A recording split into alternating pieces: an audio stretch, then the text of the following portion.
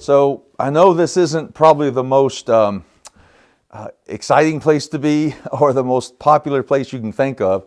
And when people are here, I've been a pastor for almost 26 years now, and I've had the privilege, yes, a privilege, to be in this place from time to time, helping a family pick out a casket. This is the casket room of a local funeral home, and this is not the place they want to be. There's not a single person, even if it's a illness that's led to death over a period of years, or if it's a sudden death, if it's a young person, an old person, it doesn't matter. The persons don't want to be here. They don't. This is not where they want to be, but they have found themselves needing to be here. And behind you and around you and in different rooms there are different caskets and for different styles. And felt like that this next verse in Hebrews that felt like the Lord's led us to here for Devoted, just really felt like this is where we're supposed to be to share a little bit. So let me read the verse. We'll go back to pick up the verse that we looked at last week, and then we'll come back to this verse and explain it in full. All right, here we go. Hebrews 2:15. Only in this way could he set free all who have lived their lives as slaves to the fear of dying.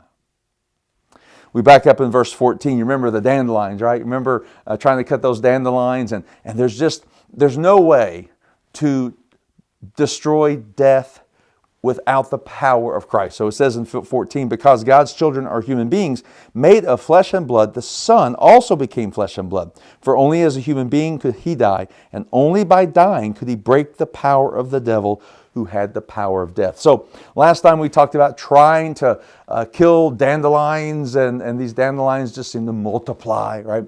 And but without the power of something stronger than just a lawnmower, you're not going to get rid of all the dandelions. You're just going to spread it. Same principle here. Without the power of Christ, you and I cannot overcome the power of death. Then this next verse that we just read. All right? And again, read it one more time. Only in this way, through Christ, could he, Christ, set free all who have lived their lives as slaves to the fear of dying. So this Devoted will air on the very first couple of days, I think May 2nd. And this is my birthday month. Yay, I get to be 59 this year. But you know what? The older I get, the less fear I have of dying. Hear that? When I was younger, I had a fear of dying. And maybe that's the case for a lot of us. But the older I get, I don't have a fear of dying because I know where I'm going. Now, listen. To be clear, I'm not a big fan of the process of dying, and I hope I can escape that somehow. I probably won't be able to. If I live long enough, Jesus doesn't return, probably going to have to go through the process of dying. And I'm not a fan of that. No one is. But I'm telling you, I'm not afraid of dying. I used to be, but I've been set free from the fear of dying. Why? Because of the power of Christ. The same power that defeats the power of sin and death sets me free from having to fear dying. So now, guess what? Now that I'm not afraid of dying, I can really live for Christ.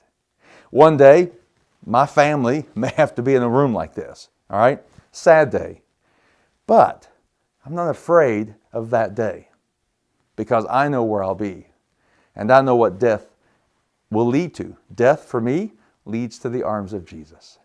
That's what the writer of Hebrews is trying to say. You don't have to fear death, because you have the life of Jesus in you. Amen? So be devoted not to fear death. How's that?